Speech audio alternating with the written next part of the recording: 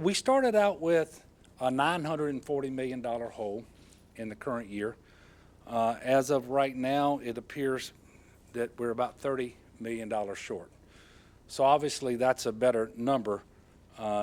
We should not be short at all, but we are in the current year.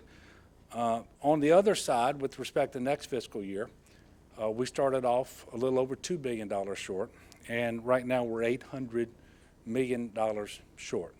We are pretty confident that we're $800 million short. Now look, there were some members of the House and the Senate who did really great work. They took courageous votes. They stood up and tried to move forward and resolve our state's serious problems. How serious? The largest budget deficits in the history of our state. At the end of the day, 18 of the 23 measures that I asked for were passed.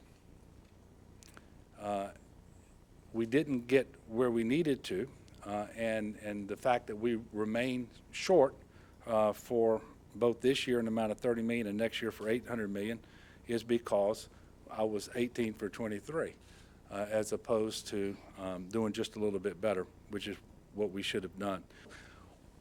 We have a lot of work left to do. We're going to start a regular session on Monday. That regular session obviously will pass a balanced budget for next year. That budget is going to start off with $800 million less general fund than we need if we simply wanted to do the services that we did in the current year.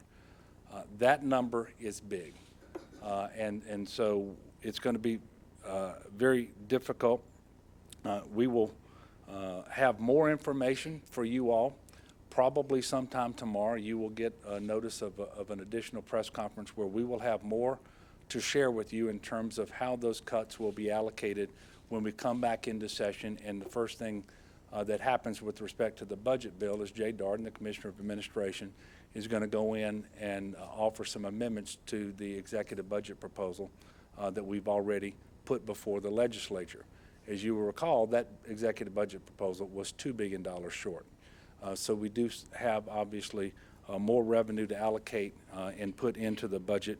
We're going to be going through that process. It's going to be a painstaking process, and we are not ready at this moment to tell you exactly what that's going to look like, but we hope to have some more information for you very shortly.